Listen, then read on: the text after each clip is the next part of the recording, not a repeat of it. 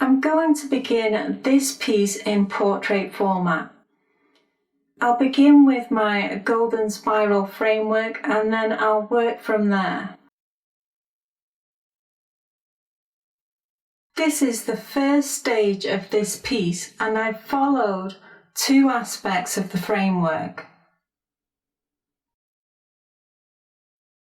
When I place the spiral above, you can see that I've followed nearly all of the outer spiral.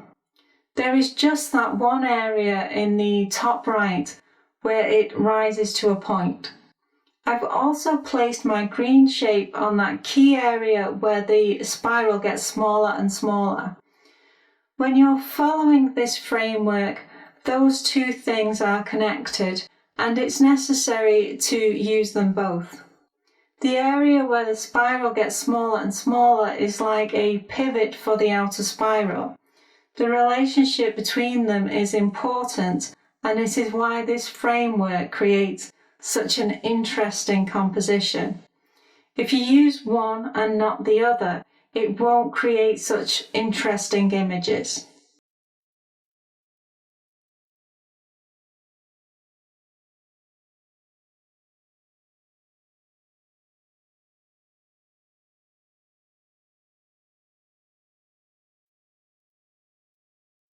At this stage, I'm adding more shapes and colour to the canvas.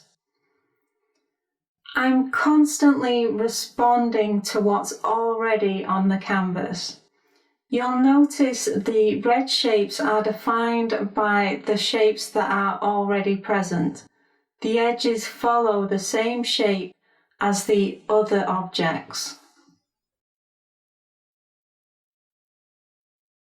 When I place the spiral above, you can see that the blue lines point to that key area where the spiral has rectangles that get very small.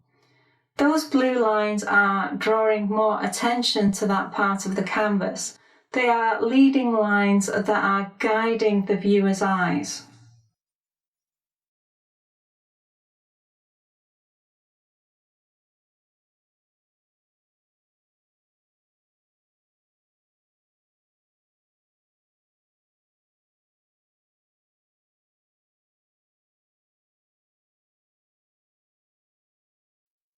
There is space for more colour and detail. Each time I'm responding to other shapes on the canvas. I don't want to hide the key areas of the composition by placing shapes that are too large and opaque. This is the stage when I don't want to add any more to the image. It's a finished piece. This piece looks different from the last, but it should also look good in every orientation. Let's rotate it clockwise.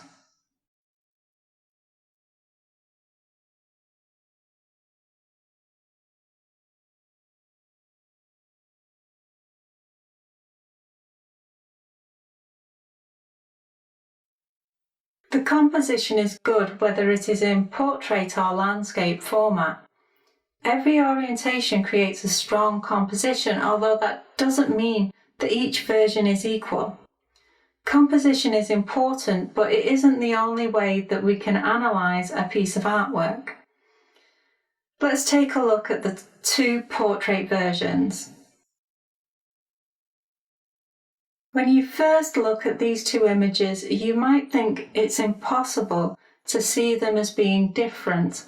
And if you were seeing them logically, that would be true. There is exactly the same information in both images, but they both feel different. I'll give you two words, and those words are leaping and falling. If I told you those were the names of both of these images, which would you see as leaping and which would you see as falling? Most people would say that the one on the left is called falling and the image on the right is called leaping. It's the exact same content, but it feels different and it's perceived differently. The green raindrop shape is the most dominant part of the composition. It's the place where the rectangles begin to disappear and the spiral gets tighter and tighter. That shape defines how the viewer sees the image. In the image on the left, it appears to be falling. That shape has an association with how we draw falling raindrops. So it makes sense that when viewed in this direction, it would create the feeling or sensation that everything in the image is falling. In the image on the right, that green raindrop shape is inverted and that creates a different effect. The top part is wide and it reminds me of a hot air balloon, which naturally reminds me of something that is rising. Everything in this image appears to be floating upward. These two images feel very different.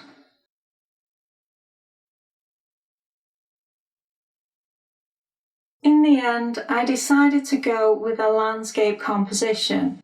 I chose this one because it also has that sense of everything floating upward, and I felt that it was in keeping with the happy colours of the piece.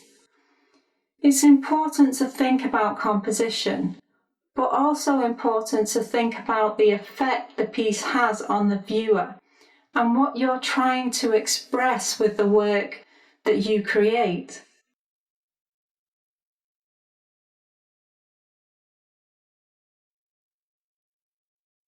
So far, we've only used the golden spiral framework to create abstract images. I wanted to use it to create a piece that has some realistic imagery. I had a look in my sketchbook and I had an idea for an image where a person would have sunflowers coming out of their third eye.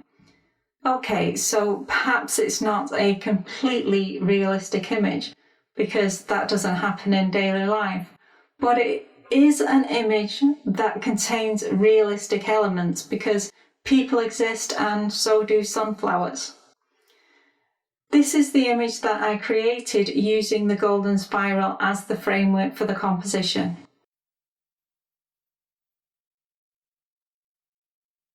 When I place the framework on top of the image, you can see how it has been used.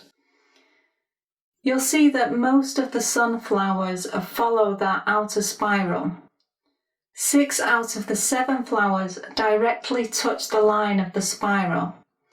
The smaller part of the spiral curves around the face of the figure. I just wanted to show you that this spiral framework doesn't just work with abstract images. It's versatile and can be used with a variety of artistic styles.